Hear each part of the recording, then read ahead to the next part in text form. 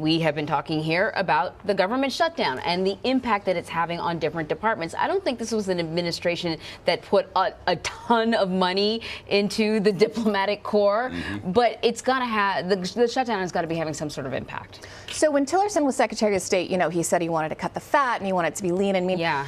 And that was really, really bad for morale. Pompeo has said he wants to reverse that a little bit, and he's making some strides to do that. But this government shutdown comes at a really inopportune time. You know, this is not an easy time to explain U.S. foreign policy to our allies and maybe those who aren't our allies overseas. You need those State Department Foreign Service officers who know what they're talking about to be in their jobs, to be working with their mid-level and lower-level counterparts to make sure everybody is on the same page. About a third of foreign staff, direct hire, is on furlough, and about half of U.S. employees at the State Department are on furlough. But that kind of doesn't matter because nobody is getting paid, right?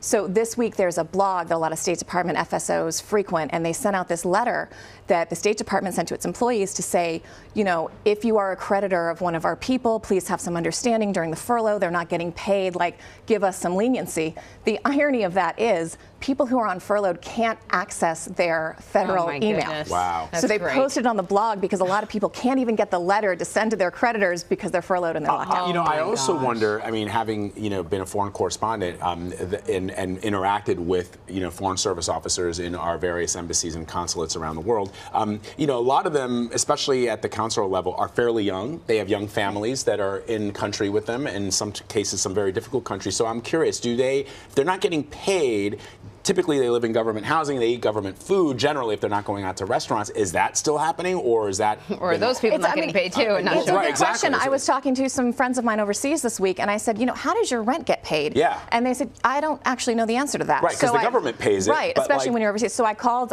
State Today, and they said housing and rent will be covered. I think they pay those more in advance, so there's a bit of a grace period. Right. They're also emphasizing that local hire employees, so like, you know, the people who work in the visas office at the embassy who are citizens of the country they're in will continue to get paid, and that's for two reasons. Because that would be bad. No, I exactly. One really is, as where you're going, is diplomatically, you don't want to not pay the people in the country you have an embassy in.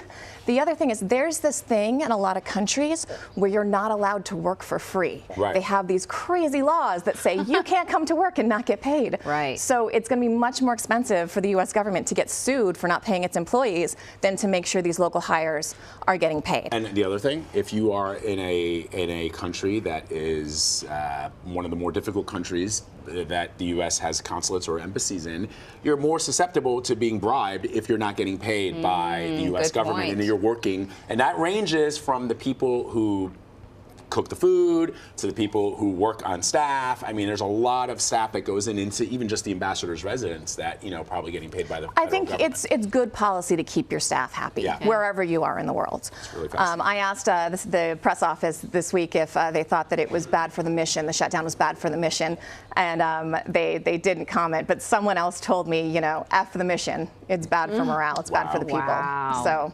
Yeah, these are the real life and the real world complications that are arising out of this government shutdown. Christina Ruffini, always good to talk to you. Great to have you here in New York. It's so great to be here in person. It's good to see you.